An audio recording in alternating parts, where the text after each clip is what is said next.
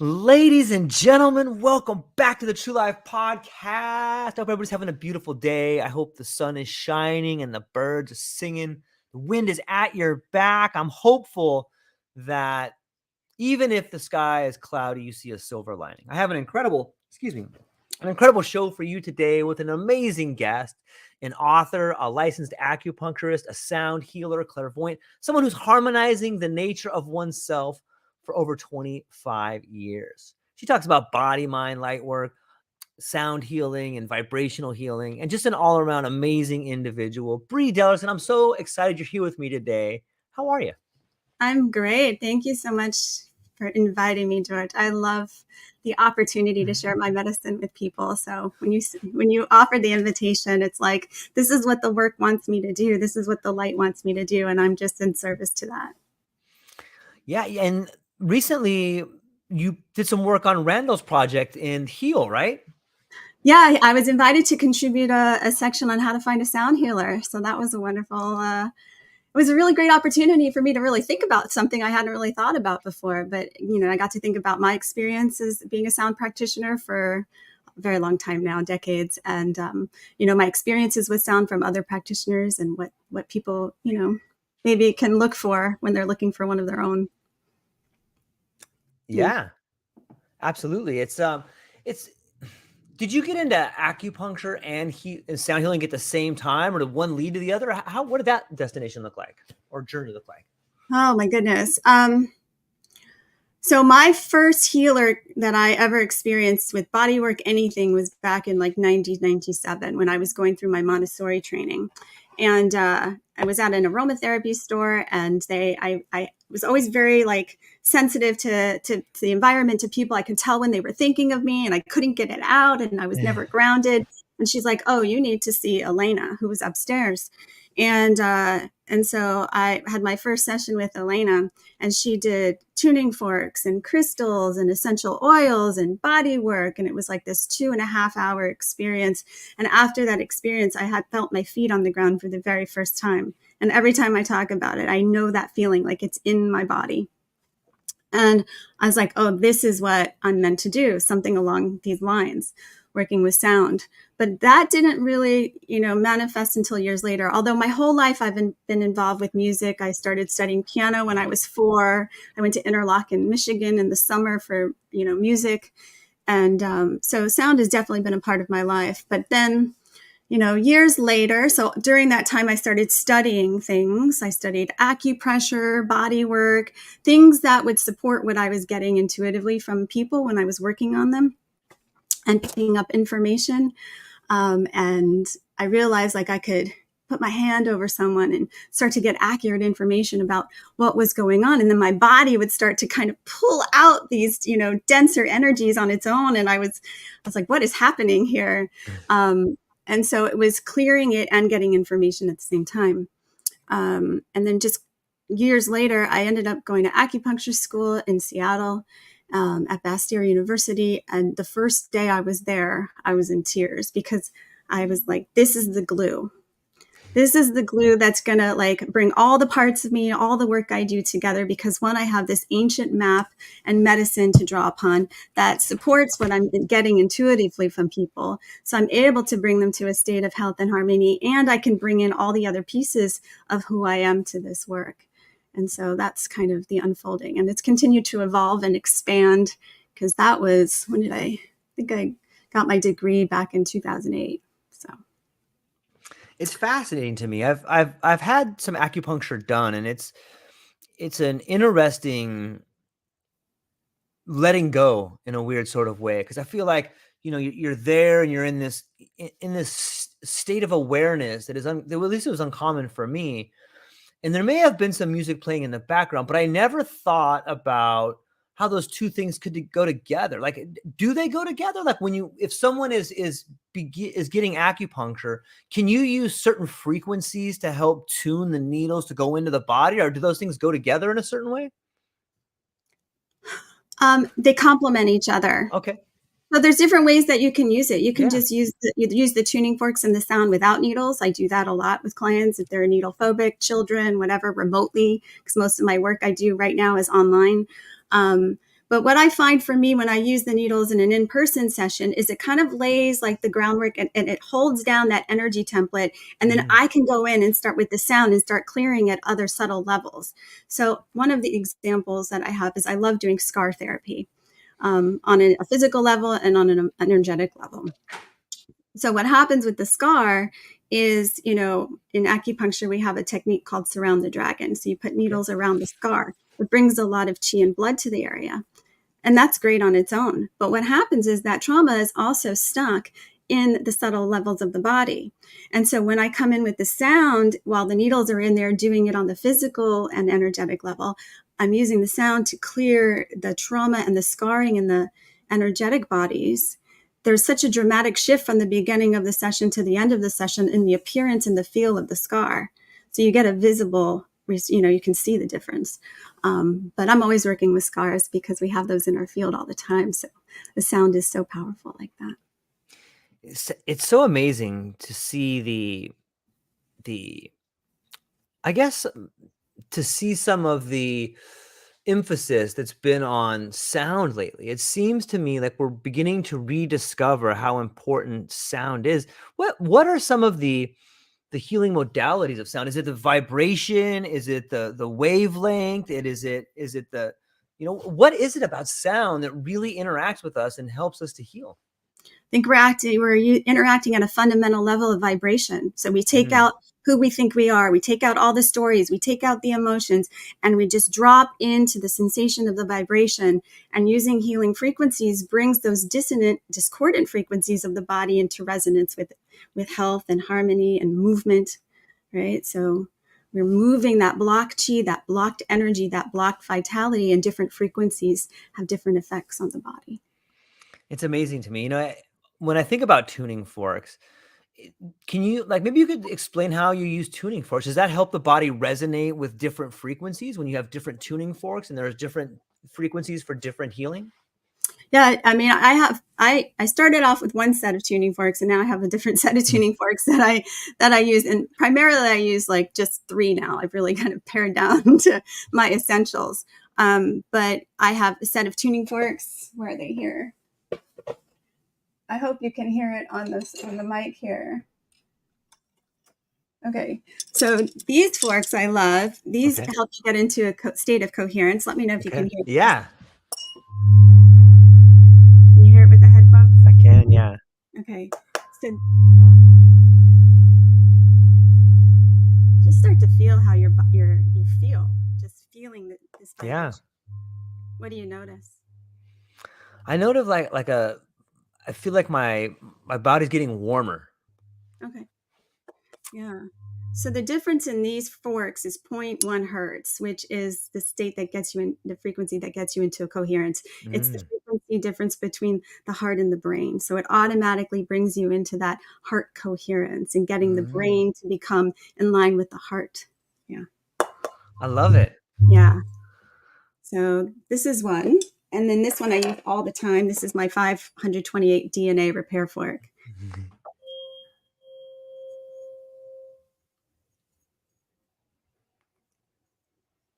So this one is like my wand. I go to the field and, do a lot of things with this. And when you're working with a person in person, the weighted forks are really wonderful to put on the points themselves. But you can go around as well. The lower the frequency, the deeper the penetration of the sound. So you can work with the emotional body and things like that using lower frequency forks and weighted forks. Yeah. It's interesting to think that we can use that particular tone or those frequencies. Are some of them better for different kinds of blockages? Like, say you have an emotional trauma that may have happened to you. Would you use a different type of frequency for emotional trauma versus like an anger issue? Or, how does that break down? I think we all have our tools. So for me, the way that I work now with them is, one, I'm just following the energy of the body. Okay, so is there a particular frequency? Sometimes, yes, okay, I want to bring you into coherence. Sometimes, maybe I want to balance the pineal and the high heart and the thalamus and the third eye, that trithalamic connection. So I might do something like that. For me, it's like, how do I want to get this energy to move, and what tool will I use? I'm not thinking so much in frequencies and numbers. I'm thinking in, one, who's talking to me, because they will call out to me. Okay, it's time for me to use this. And so for me, it's just a journey of, gentle invocation. Let's just drop in together with the sound. It's like stepping into a warm water, and then using really balancing frequencies. And then we get a little bit deeper, and then we get a little bit deeper, and then we start clearing, and then we balance again. And so it's this, dialogue that's happening with the sound in the body. And I'm following and listening and guiding with the sound at the same time. So yes, there are frequencies that can have specific physical and emotional effects, and there's a lot of great resources. But I find the tools I have are enough for what I need to do to really bring someone back to balance and harmony. It's interesting. What you brought up the term trithalamic connection. Trithalamic. It's yeah. What is that? So these forks are my teacher made, and he said that they're to help link up these high centers. So the third eye, the thalamus, the high heart, and the crown.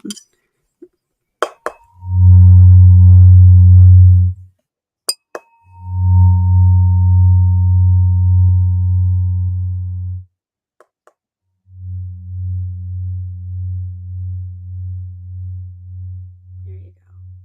So when I'm watching you receive vibration, I can see a spiraling energy really focused up here. A lot of times I'm bringing people down deeper into the body, but sometimes it's fun to play with, and, go even higher. Yeah, I like it. What did you notice with those? I did feel as if like there was a vibration moving upwards through me.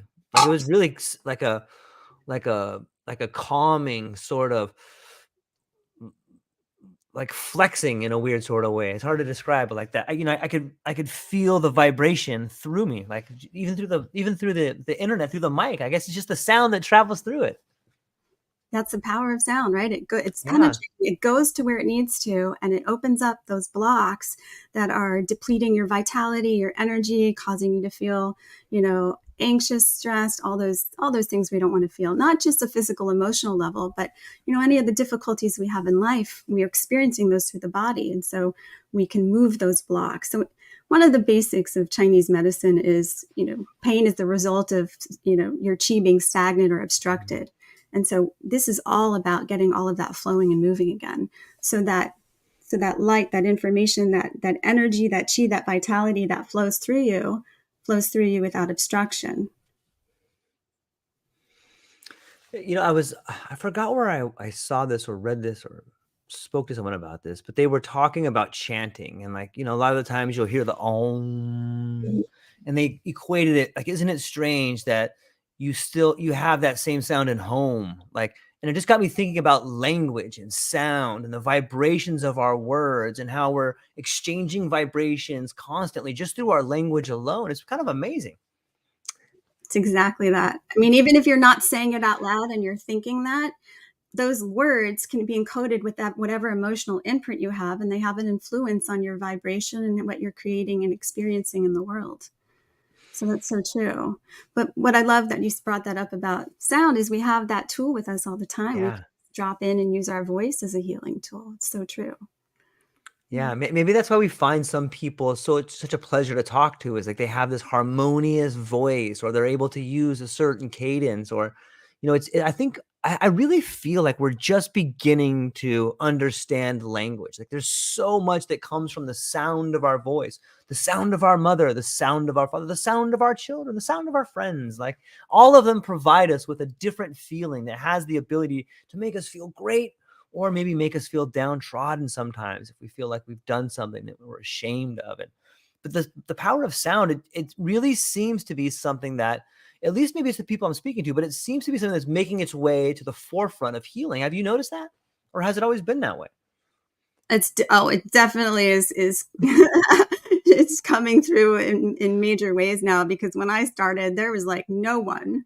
There was no one. It was so hard to find people and find healers and, people to go to. And now it's just, everywhere, which is wonderful. And now you have to be a little bit more discerning, I think, in your journey.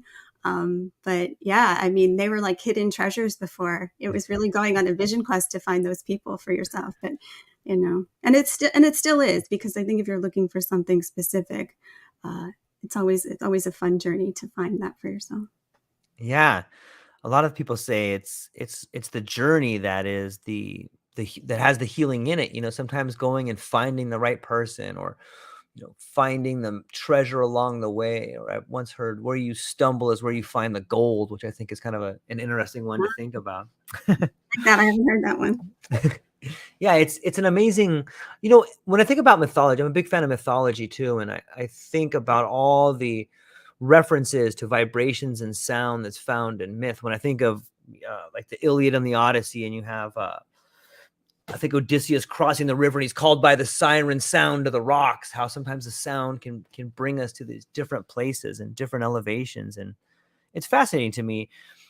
Can you tell us about a time when you really used sound to help you get through a crisis in your life? Yeah. This one came up right away. This was actually, this was interesting. So I've had headaches since I'm 8 years old. And those of us who have headaches know how they present. We know what kind of headaches we have. So I started getting these new headaches back in 2013. And they were like, I mean, off the scale. Like when I look back on this time, I don't know how I survived living through this for as long as I did. And I would still work, right? I'm still practicing my acupuncture. I'm still treating people, and I have my own pain. So I'm driving home from Seattle, and if you've been in Seattle, that could take forever to drive, like 5 miles. And my head is just, I can't even see straight. It was probably like a 12 out of 10. And I just all of a sudden get the idea to start making sounds, like letting the sound express itself. This is before I even went to the Globe Institute and started studying with Stephen Halpern and David Gibson and other amazing people. So I started doing this on my own. And it was so painful for me to hear the pain that I was carrying. And at the same time, the pain started to decrease, like it was taking the edge off. So I kept toning and letting that pain just express itself. So it was a very interesting moment, because I was witness to my pain, which immediately brought me into this state of deep compassion for myself, as well as transforming the pain at the same time. And so I was able to make it home and then take care of myself as I needed to, but it let me drive home. So that was the first time I used my voice in that way. It's fascinating to hear being able to get a different perspective on the pain and have it release. Like, so I think I see that in a lot of different healing modalities, whether we'll just take PTSD, for example. A lot of people that are wounded through a relationship or something they saw or something they were part of, that blockage comes from them not being able to thoroughly confront what happened to them, and it's just this constant blocking of, I'm not going to think about that. I'm not going to do that. However, different modalities, sometimes psychedelics or, sometimes talk therapy or definitely sound therapy, it allows you to have this new perspective in a way, maybe hear it different for the first time or hear it in a way you haven't heard it before. What do you think about, sound specifically being able to shift your perspective? Oh, absolutely. Because you're shifting your vibration, right? So you shift your vibration, you're looking at the world and perceiving the world from a new state of being. So absolutely. Absolutely. Yeah. It's fascinating. Like, when I think about the way you perceive the world, I've read a little bit about everything sort of having its own vibration. It would make sense if you change the way you're vibrating, that you change your relationship to the way other things are vibrating. So your whole model of reality can be shifted. Absolutely. Yeah, and you're designed a particular way, your particular construct. So you have a unique note and unique vibration that no one else has, right? And so, you're perceiving the world through that construct, through your stories, through your karma, through your imprinting, through your belief systems, through your programming. I mean, think of all the stuff that has this pure light and energy has to get through to get to you to perceive. So how accurately are you perceiving it? So what I love about sound, one of my favorite things happens when, the client's on the table, the needles are in, and I start the sound, even online, they drift off into the void. They get out of the way. And that's where I find that deep healing can happen, because the conscious mind is not trying to control anything. It's not trying to make up any stories. It's just surrendering to the vibration of what is. And that creates space to vibrate in alignment with who you are. And then you experience that reflection back to you in the way that you're experiencing the world. So, and you influence other people that come in contact with your aura. Yeah. So I've never thought about it like that, but it when I begin to think about it, it's in the language. Like, oh, I'm vibing with this person, or they have a good vibe. Like, like, why wouldn't you as an individual who is vibrating on a good level for you be in, like, it just seems like that's what would have caused you to be in harmony with your surroundings when you are being your authentic self. And especially if we look at ourselves like our own unique sound, our own unique vibration, that brings to the idea of harmony. Like, if I am vibrating at my unique level and putting out the sound in which I am tuned for, then I should be in harmony with other people that are in tune. And that would invite other people in your life that are vibrating at a perfect kind of, is that kind of how it works? Or what about relationships, a harmony and personal vibration? yeah, I mean, yeah, amazing things happen. A lot of the work I do in relationships, I do in Yeah. here first, right? So it's like, so if I think of a difficult conversation I have to have with a beloved, right? And feeling triggered and activated and angry, and I'm thinking about all the things that happened in the past and how I'm going to interact, and that's not what I want, right? So Yeah. I pause and I notice the sensations that I'm having. I'd like to take the story and set it aside. Okay, what am I feeling? My body's feeling all this stuff in response to what I think, okay, or to the past experience. So I take that, set it aside. What am I feeling right here, right now? Okay, this feels really uncomfortable. And I sit with that for a moment. Yeah. I just notice the sensations. Where is it in my body? Maybe it's bringing up older stories that have nothing to do with this person. And I realize maybe, okay, that's my 3-year-old here who's really, crying out. And I just noticed that. And after a while, I take a moment. I'm like, okay, now what do I want to feel? And immediately I go to my thoughts, right? Because I'm asking myself a question, so my mind wants to answer, but I don't want that to. So then I have to set that aside. But there's a feeling that I want to have. And usually, almost always, my intention is a win-win-win for everybody. I want us all to walk away feeling uplifted, getting what we need, receiving the highest from this interaction. And what is that feeling like? And then again, I have an idea of what that might be, but that's not even close to the feeling itself. So I have to take myself and my clients, I take them through these steps. Now I've shortened it, but I'm giving you the long road. Okay. So I'm having ideas and concepts of what that harmony might feel like. And maybe it's close. Then I go straight to the source.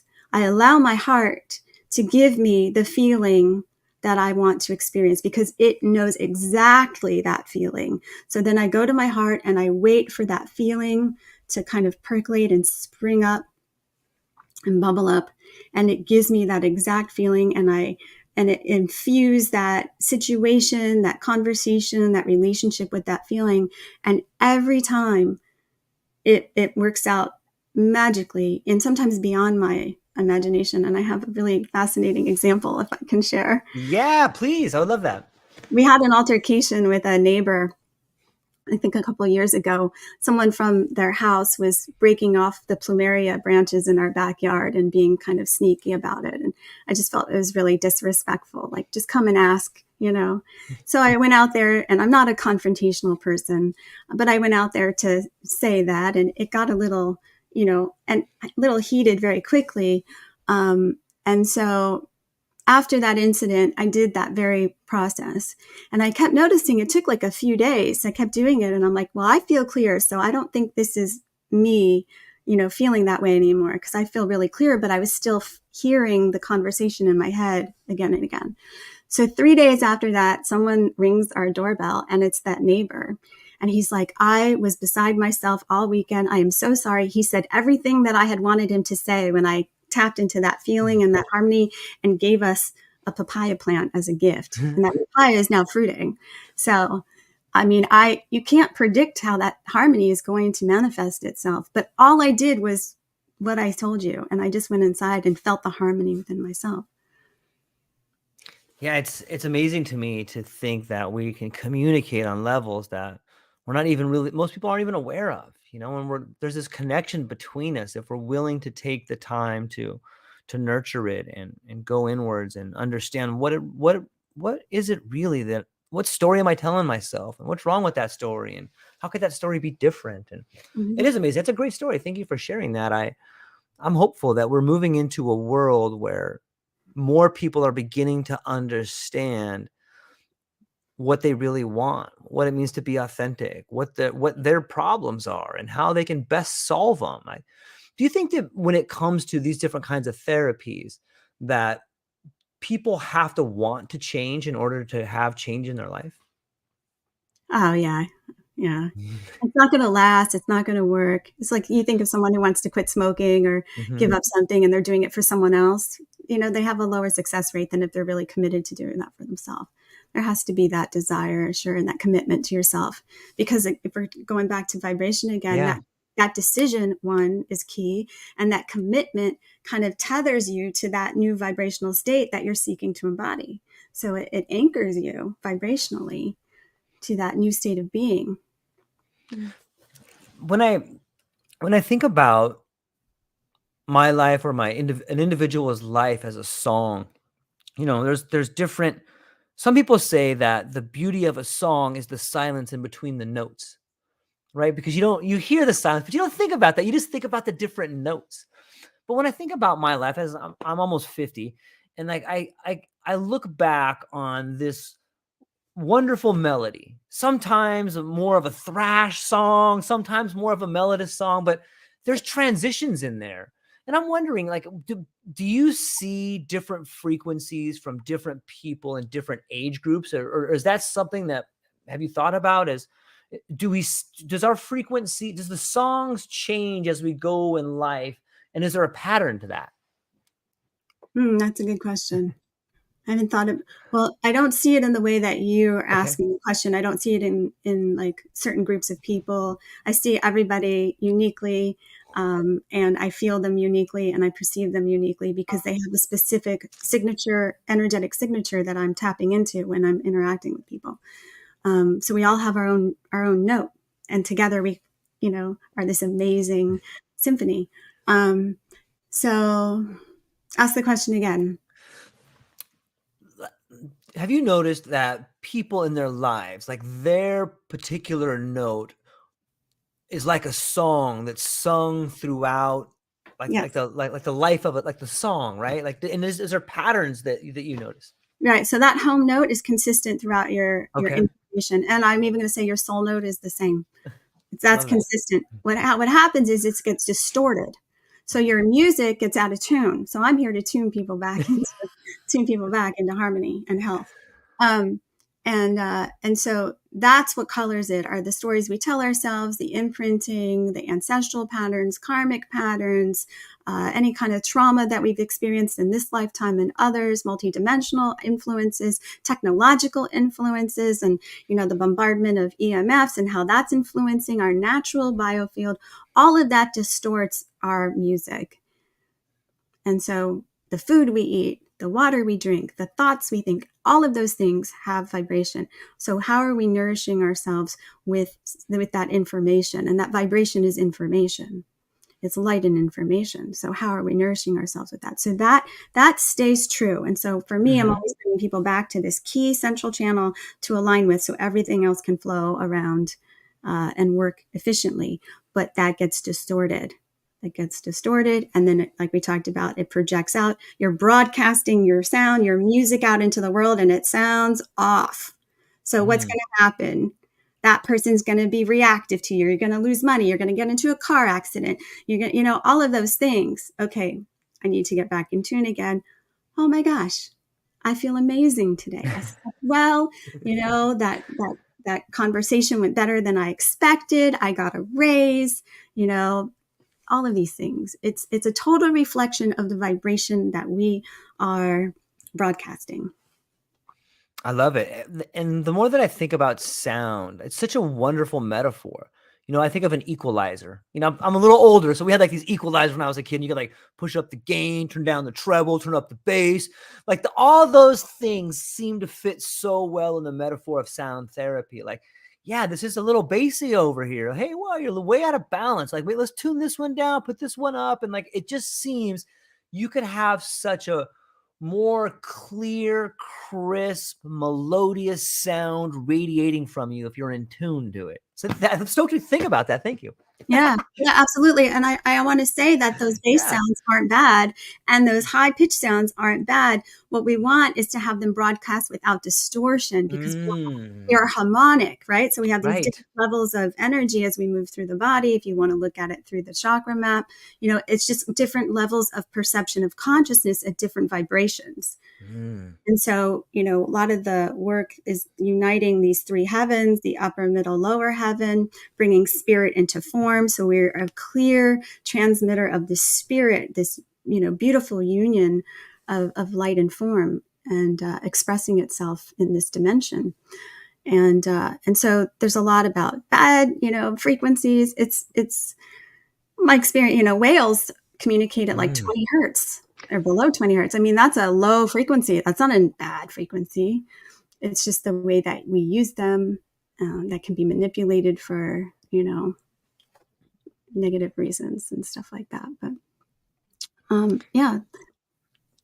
It's interesting. Like I know when we start talking about like whales or dolphins, like here, I'm so blessed to live in Hawaii. And sometimes we can go snorkel and you can see the dolphins. And, sometimes there's horrible things that happen. Like the Navy will be doing exercises with radar and you'll see them get sick. You'll see some of them wash up on the beach. And it's, I don't have the proof to show everybody that, but I've read enough articles and I've spoken to enough marine biologists to say that particular sort of radar is definitely interacting with them in a harmful way. But it brings back to frequencies and how we're all connected. It's kind of mesmerizing. Yeah, I lived outside Seattle for a long time, so we saw that too with our whales. We had that same awareness. Yeah. It's fascinating to me.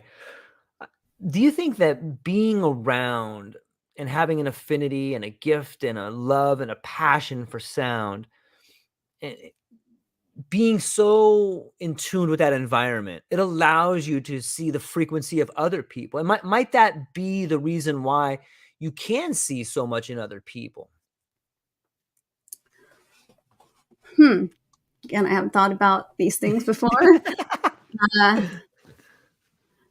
I don't know. I think we all perceive it in different ways. We just maybe haven't been shown how. A lot of the things that I talk about with clients is getting them to become attuned to how they are perceiving the frequencies and how it feels in their body, because this is how we do it. If we didn't have a body, we wouldn't be able to feel what we're feeling. This is the interface between our outer and inner world, and the nervous system, all of that. So, this is the way that we're creating and perceiving, simultaneously and seamlessly with the world around us. We are a walking resonator of crystalline matrix, like really we are crystalline beings and we want to be those clear resonators, and we are divine technology. I think we forget that. And sound, I think, brings you back to that deep remembrance that we have about who we really are and connecting with that. Yeah, I notice it in different states of awareness. Like sometimes everybody has their own methods of, maybe not everybody, but I'm hopeful that everybody finds a way to find themselves moving through different states of consciousness. And once you get good at it, then you can find, hey, when I'm in this particular heightened state of awareness, I feel like I can learn a lot more from the environment. When I'm in this particular state, I feel like I can learn a lot through silent meditation. But it's weird when you become tuned to different states of awareness, which you can learn. And it seems, I'm willing to bet later down the line, different states of consciousness will allow us to perform at different levels, to learn at different levels, to there's different states that allow for different types, the same way different vibrations do that. Like, what do you think about that? Are we more susceptible to different types of learning or performing in different vibrations? Are we more susceptible to learning? I hmm. Well, the first thing I want to say is, being able to do that is where our freedom lies. And I Yeah. think the education has been over the years, and the indoctrination has been Mm, preventing people from accessing those states of consciousness, agreed. because then they can't be controlled. Okay. And so I think there's a lot of truth to that. I think, being a Montessori teacher as well, people learn in different ways. And so Yeah. to provide them with the right environment to do that, like, is key, Um, I don't know. The kids these days get it really quickly, so we can look to them to really learn. But I think providing ourselves with the right environment to do that, like, Yeah. unplug, get out into nature, get off your devices, literally unplug. Like, what if you shut down your modem for a while? These EMFs, I'm sensitive to EMFs, and I've suffered debilitating physical pain from them for years. And so I've had to really learn how to, modify my life and do everything. I'm much better now. But I had to learn a lot along the way. So there's a lot of technological interference. So getting out in nature is key. I think the more disconnected you can be from the virtual world in a lot of ways, and more connected you can be to the natural world, that will be the fastest way for you to access those gifts. Yeah. I, I'm curious to get your thoughts on this. Like, I got so many cool questions. And this is why I love talking to amazing people. I always come up with like new questions when I start thinking about what's going on in the world and people who are attuned to different ideas. I wonder if culture has its own frequency. If you look at like different generations and different cultures, like they seem to have a generational vibe, and like there's boomers and Xers and millennials, and they all have their own flavor to them a little bit. Do you think that each culture or each generation has sort of its own attunement? Absolutely. I mean, I remember being in acupuncture school, and we would talk about how Americans suffer from liver cheese stagnation. You don't get it like this in other cultures. So, absolutely, because we're talking about like a collective consciousness and Yeah. imprint that's influencing our vibration that we've chosen, on a soul level to come in and experience. So, yes, absolutely. I mean, just think back even to the times in your life. Each time in your life has a particular vibration and feel to it, right? I Yeah. mean, if you take, like we talked about, if you take the story away and you just feel through everything, it gives you a sense of that music for yourself. Yeah. Yeah, that makes perfect sense. I sometimes I've been in spots in my life where my thoughts and my heart don't align. It's like I think this, but I don't feel that way. And that's usually a really big area of where problems begin, or problems. Maybe that can be a sign of where a problem needs to be solved. Hey, you're thinking this, but you feel this. You better get in alignment right there. That could be something that Yeah. manifests as stress or heartache or relationship problems. It's interesting to think about it from that angle right there. Bree, you and I were talking a little bit before the show. Would it be possible for you to give me and the listeners a reading of a little snapshot, a little hors d'oeuvre of what it is that you do? I would love to do that. Oh, me too, My man. balls, Thank you. my balls are already singing once you said that. I could hear them. I would love that. Okay. So all you need to do is just sit back Okay, and take in the sounds. fantastic. Yeah.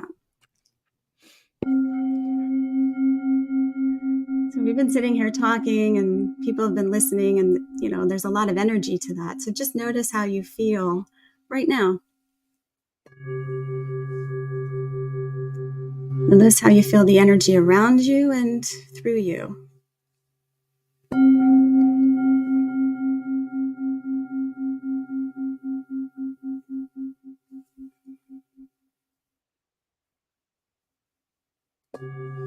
Notice how you're breathing, or if you're not breathing.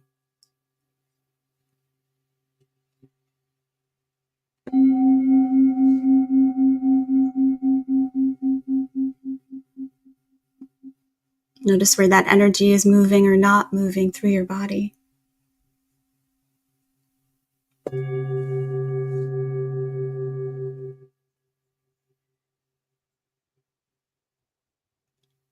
And then just gently begin to breathe through the center of your chest. Allow the heart to breathe you.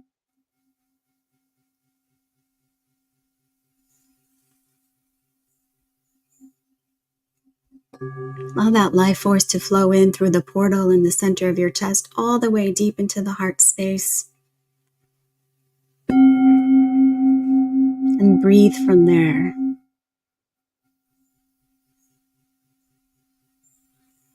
Beautiful.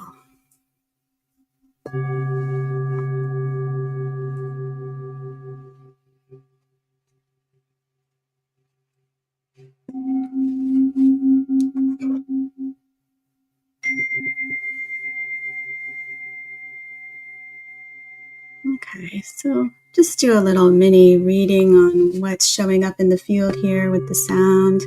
And as I'm doing that, I just invite you to notice how the sound feels, how your body's responding to the information of the sound and the information that comes through.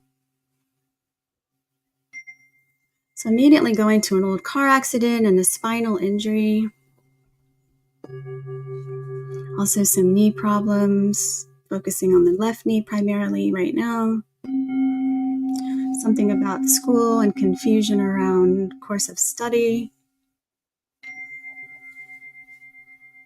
Wanting to make a change, but feeling unsure because it's so dramatically different from the path you've been on and what's been expected of you. So feeling really stuck and making a change that you know you would feel aligned with and fulfilled, but there's also an underlying feeling of disappointing others.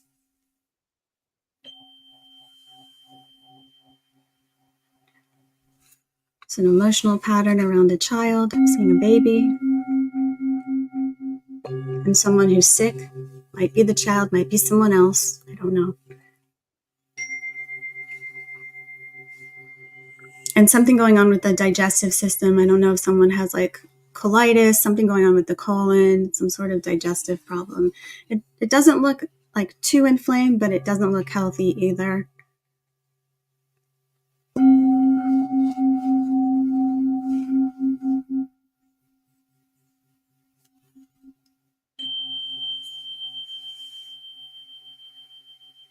And then some residual respiratory issues, sometimes, we've been sick, but we feel like we've recovered, but not fully. And so those old illnesses can still stay kind of embedded in your energetic body, just like any trauma. You might have moved on from the loss. You might have moved on from the accident. You might have moved on from the breakup, but that pain is still in the field, influencing how that energy is flowing through you and broadcasting out into the world around you. So picking up the frequency of grief. So I'm just going to go in there now for a little bit and start to loosen that up.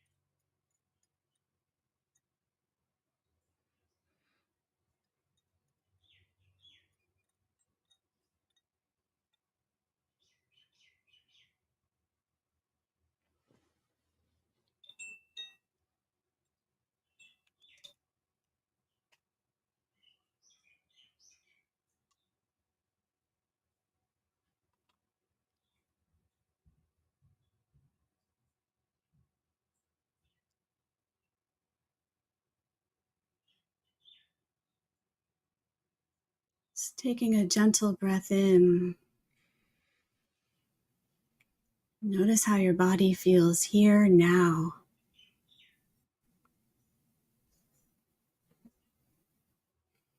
Notice how your breath is moving.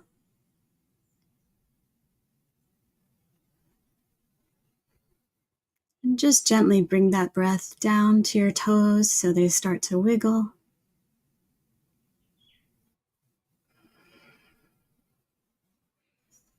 Bringing the next breath into your fingers until they start to wiggle.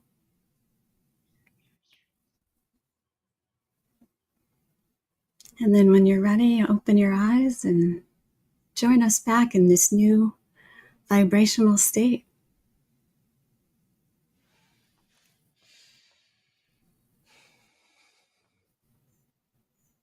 Now there's still a lot moving even though the sound has stopped. Okay, so I just want to invite you to continue to notice how it does that through you through several days, and just to stay hydrated, because it can uplift, uproot, uncover things to bring them up and out to be released. And this was a very short session, but there was a lot of emotional content that we went into, especially when the shakers started. And so for anyone who's listening, I just want you to be gentle with yourself. And if there's a replay, you might want to listen to this recording again. Yeah. Yeah, that's wonderful. I feel the sensations in my fingertips and in the tips of my toes. Like I can feel like the heartbeat going through my body. You know, it's pretty amazing. Thank you for that. That's You're welcome. wonderful. Yeah, and there was a lot that you hit on as far as, you know, making changes and loss of a child, and you know, there's a lot there. It's amazing to see, listen to, and sit with the traumas in our life, and know that other people can see them too.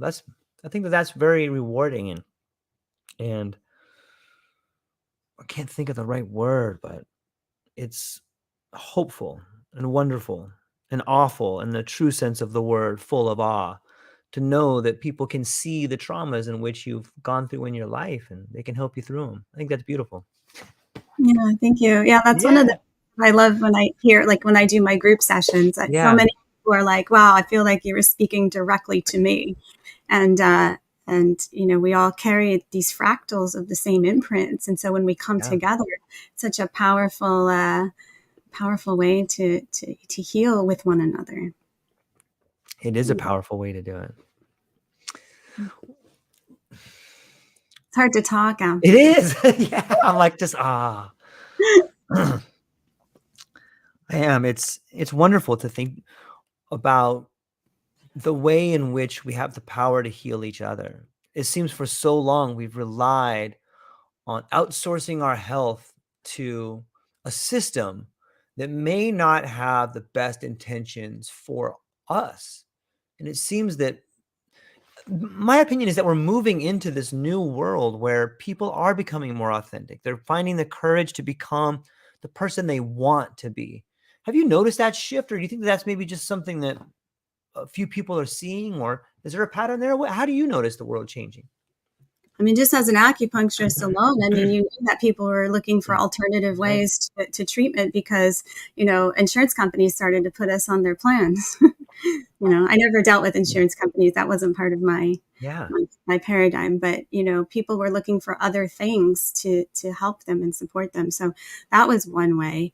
Yeah, I think, there's a lot happening, and people are looking for ways uh, to find answers for themselves, to feel better, because I mean the collective trauma that's happening and Mm, continues to happen again, is serving us in a way because it's creating what we need to get to that next level. Because if we were comfortable, we're not going to change. And right. so what level of discomfort are you ready to really break out of your old paradigm and step into, who you really are, and be your authentic self, and bring your light, bring your magic, bring your, gifts, bring your genius into the world, do what you're meant here to do, even if it's just to smile at everyone that you see, that you come across every day. How can we uplift others? How can we be responsible for our own vibration and what we're energetically putting out into the world? Because that's what we're going to see back. And there's so many beautiful tools out there today that can help you do that. The tools that I use in my work and with my clients are really gentle but profound. I mean, the effects are profound. People, are really releasing most of this year a lot of grief. I'm seeing a lot of grief, a lot of anger, a lot of sadness. It keeps coming up. Not just because we're in that time of year where that's, most Yeah. prevalent, but it's been happening before, you know. Um, yeah, I'll just pause there. But It brings to mind the idea of different times of year. You brought up winter, and sometimes we do see people, even though it's billed as this happy time of year, the holidays. Like there's a lot of people that are alone. There's a lot of suffering. And when I think about times of years, I start thinking like the summer solstice or the winter solstice. Are those particular times, or are there times like that throughout the year where readings are different? yeah, I love that question. I do notice that for myself. I'll do special sonic acupuncture Mhm. sessions on the portals like Lionsgate. I used to do them every new moon and full moon, but I've Yeah. taken a step back from that. I've done them on the solstice. I just did one for 11/11, and I do them monthly Mm. anyway. But when I do these on these special kind of alignments, although I believe there's benefit to every transit, every alignment, there's something in everything. But definitely different information comes through, especially Lionsgate. Lionsgate is always fun. It's just amazing what comes through for that. But yes, it's true. I mean, we are, one with nature. We are part Mhm. of that, geometry. And so how it influences our being, how do we move through the cycle of time, or what we perceive as time, the construct Mhm. of time, in a resilient, balanced, and aligned way, rather than feeling, overwhelmed or pressured, or all the things that we know time can do. That's why I don't wear a watch. That's why I haven't worn a watch in like 40 years. Um, so, yes. So, how do we stay balanced in every moment? But there definitely is a special connection and information that comes through during those times that I really enjoy. Yeah. Yeah, it's interesting that you bring up time.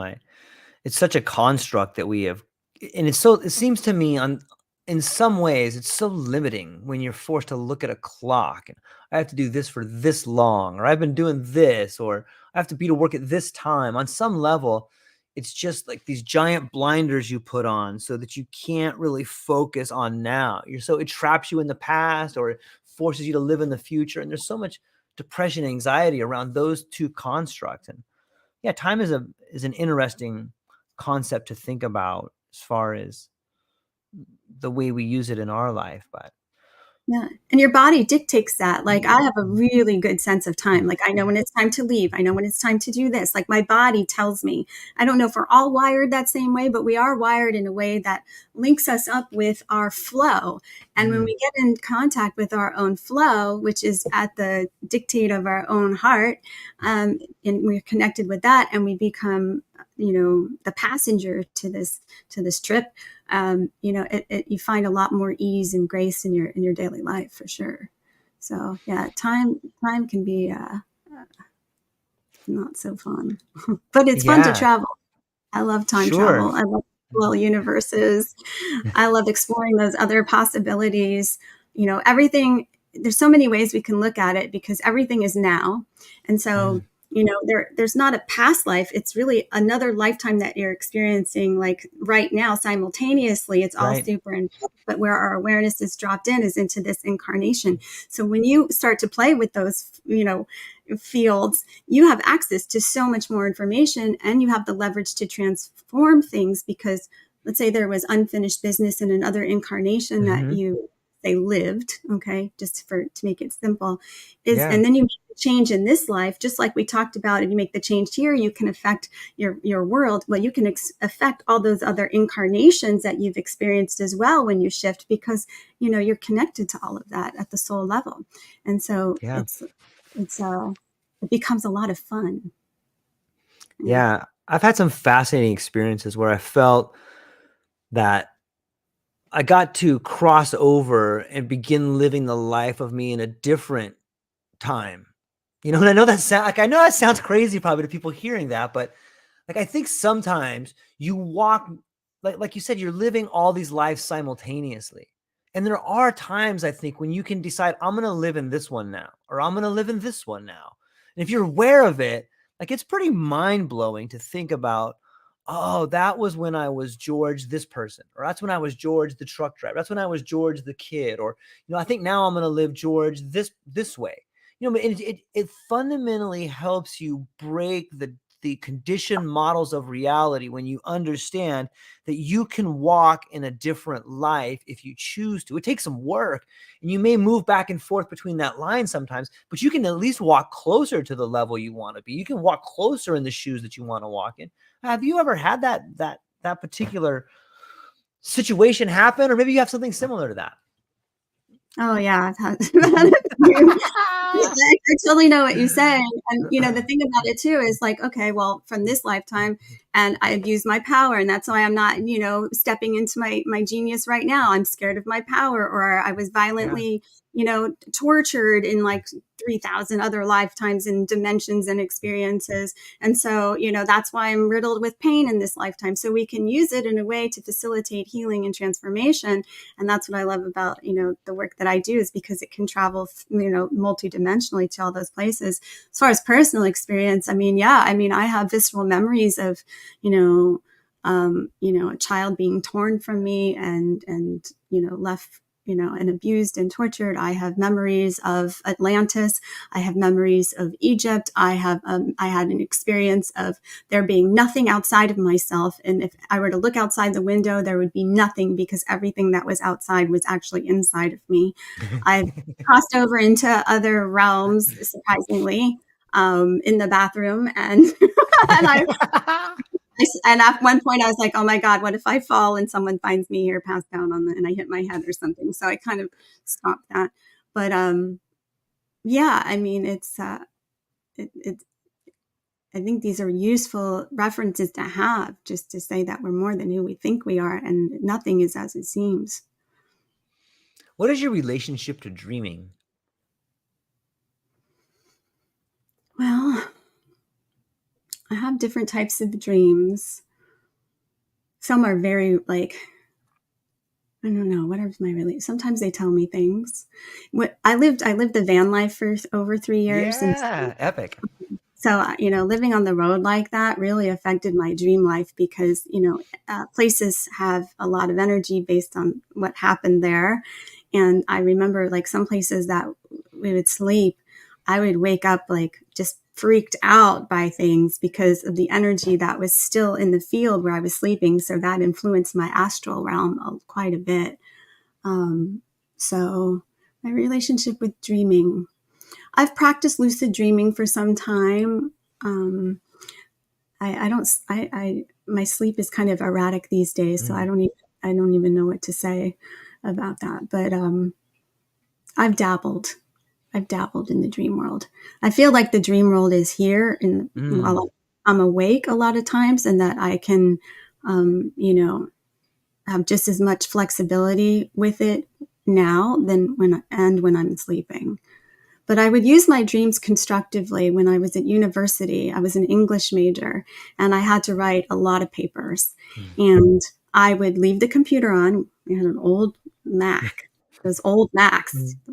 Um, and I would go to sleep with the question in mind, and I would wake up with exactly what I needed to write.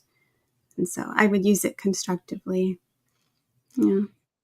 Yeah, it's such a fascinating time. I have a dream journal and I try to write down stuff or my dreams in there. And sometimes I find that the daydream can be just as significant as the nighttime dream. You Mhm. I find myself just kind of zoning out sometimes when I'm sitting outside, or at work sometimes, or just having this ability to change the way I see reality through the day. And I'm hopeful that people listening to this, or just people in general, will find more affinity for their dreams, or they will find more ways to embrace their dreams, whether that's acting them out in life or just paying attention to the different nuances that happen to them when we're in that state. I think so much of answers can come, like you said, when you fall asleep and you're looking for an answer, you wake up with it. Or sometimes you get to have that sense of deja vu when you accomplish something. You're like, oh yeah, I dreamt that. Like there's so many cool things that can happen there. But I'm always curious to hear about people's dreams and their relationship to it. And are we in, I know that there's different states and different like theta and these different states we go through when the dream cycle. Are those vibrational as well? Or do you know? Yeah, their particular hertz. I think theta is like 4 hertz, something like that.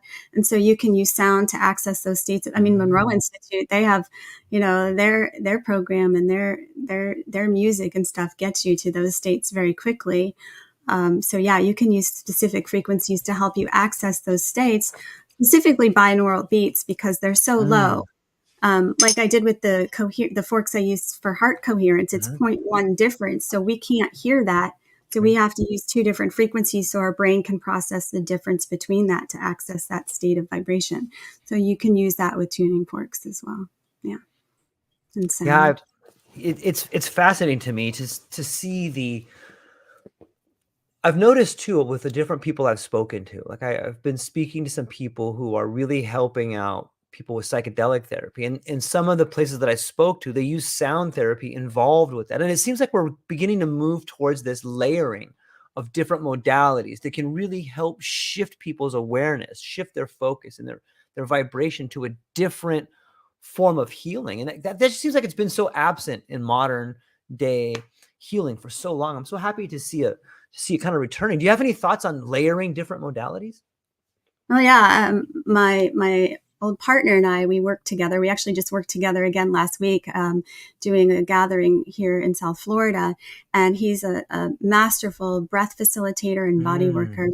And so our sessions were called Double the Love. And so what I find is that uh, we did, the needles and the breath and the body work and the sound. And this one was just a sound, breath and acupuncture thing. Not a lot of body work in this one.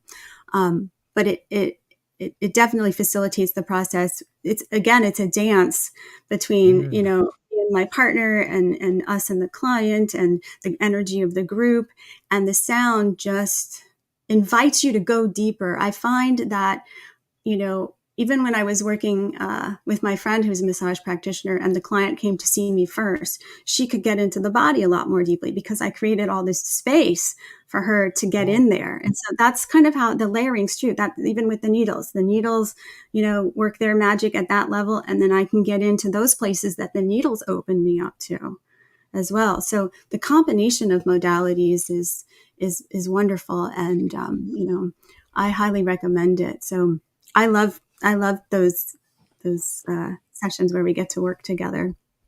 Yeah. Got rid of a migraine with that. Wonderful. Nice. A little healing happening here today. Thank you. Yeah. Yeah.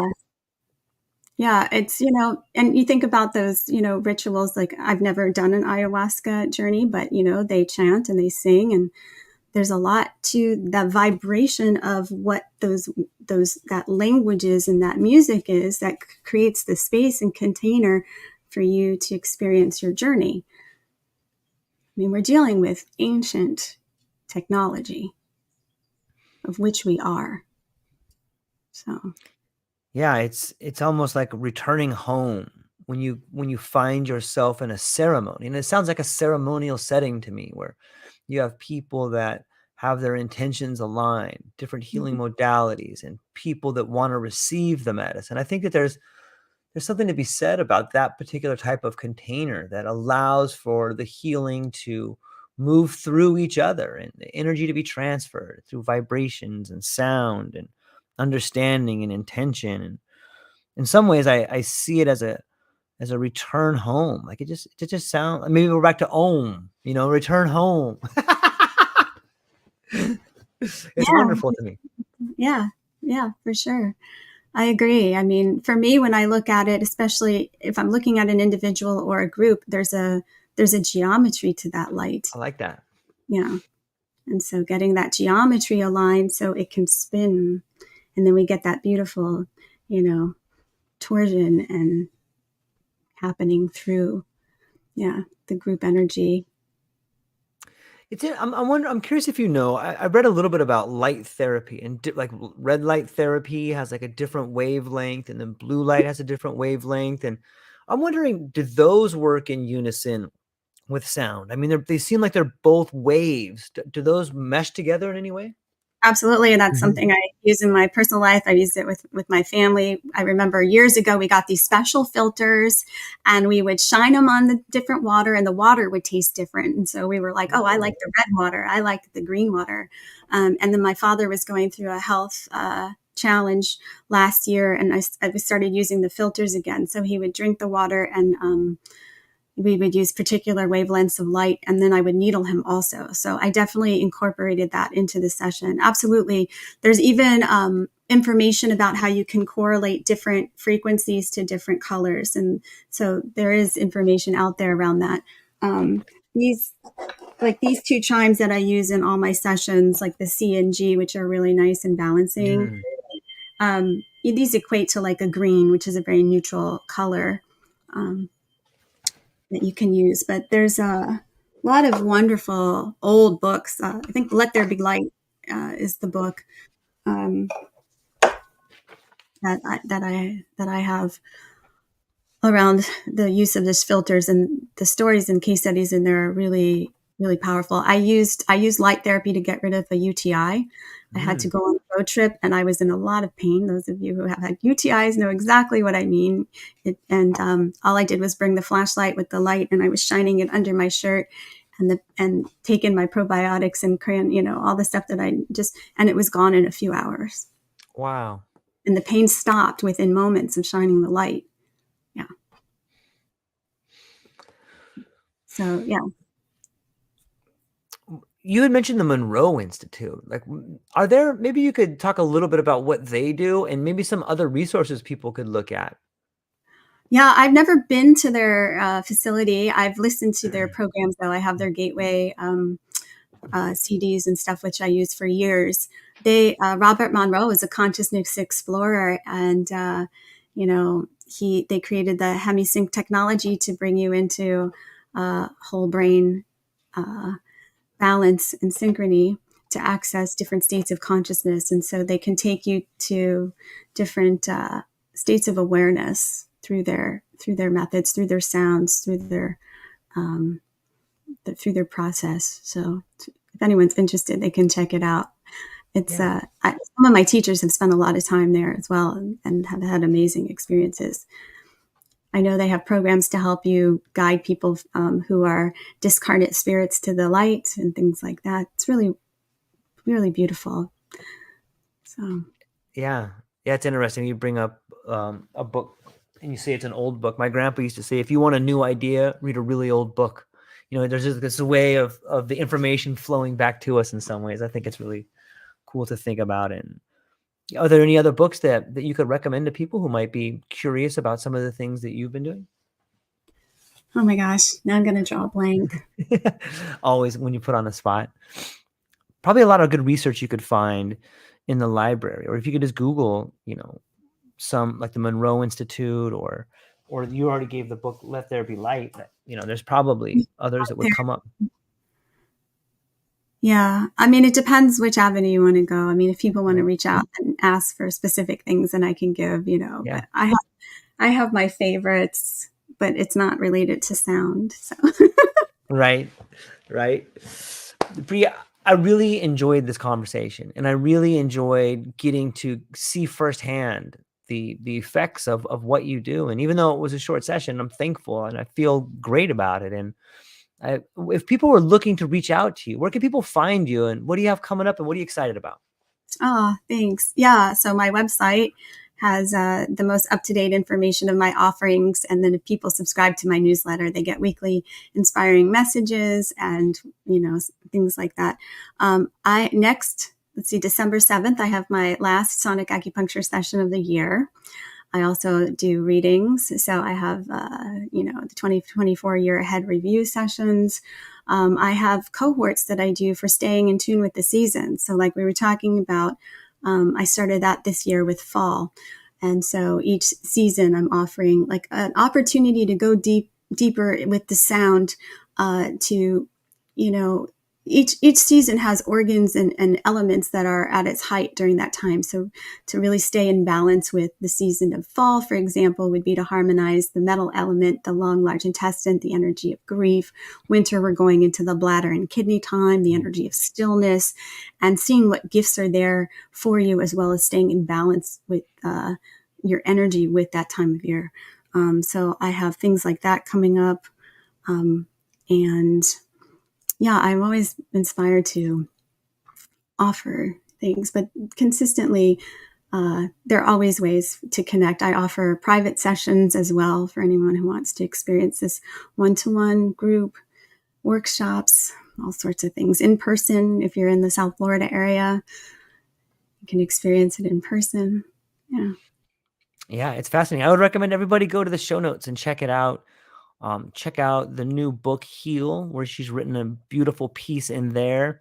And go back and listen to this particular podcast and take a moment to see how you feel and see what resonates with you. Check out sound therapy and check out acupuncture, but most of all, check out Bree Dellerson. Check out all the show notes down there. She's an amazing woman. She's doing really cool stuff, and I want everyone to go and check out her website. So Bree, hang on briefly afterwards. I'm going to talk to you briefly, but to everyone listening, I'm super thankful that you were here today. I hope you enjoyed the conversation as much as we did, and I hope you have some new insights into the power of sound healing. And that's all we got for today, ladies and gentlemen. Aloha.